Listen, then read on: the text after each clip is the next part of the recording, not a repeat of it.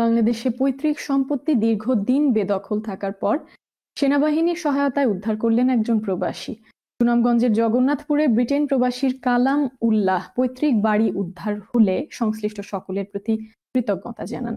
North Bangla press club UK এক সংবাদ সম্মেলনে তিনি সকলের সচেতনতার জন্য তার উদ্ধার হওয়া বসতভিটার তথ্য তুলে ধরেন।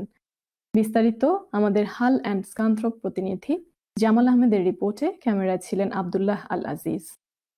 দীর্ঘদিন পর বাংলাদেশ সিলেট সুনামগঞ্জে বাবার রেখে যাওয়া বসত বাড়ির চাবি হাতে পেয়ে আনন্দে আত্মহারা যুক্তরাজ্যের স্কান্তপ শহরের বসবাসরত কালামুল্লাহর পরিবার।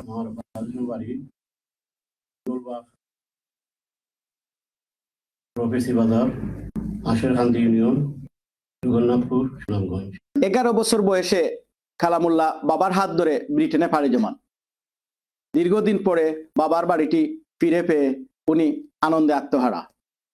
ব্রিটেন থেকে আজকে নর্থ বাংলা প্রেস ক্লাবের মাধ্যমে জানিয়ে দিলেন বাংলাদেশ সেনাবাহিনীর হস্তক্ষেপে কিভাবে বাড়িটি তিনি উদ্ধার করলেন। Take advantage while the Senabahin is here, and I know everyone has a problem in Bangladesh, in Sylhet city. They have bashas, whatever they have. Please go to Bangladesh as soon as possible and claim your properties. এ সময় উপস্থিত ছিলেন north Bangla press ক্লাবের সভাপতি শহীদুর রহমান জামাল ও সাধারণ সম্পাদক আব্দুল্লাহ আল আজিজ। কোষাধ্যক্ষ এনামুল আলমের পরিচালনায় সভাপতিত্ব করেন মুজিবুর রহমান মুজিব। তাছাড়া স্থানীয় নেতৃবৃন্দ চ্যানেল এসকে বলেন, প্রবাসী যে বা যারা জায়গা সম্পত্তি লইয়া দেশ বিপদ আসুন, এই মুহূর্তে আপনারা দেশ যাওকা গেলে আপনারা সপ্তাহ সমাধান হইব। এখন যে বাংলাদেশের যে পরিস্থিতি, এইটা আমাদের অনুকূলে আছে।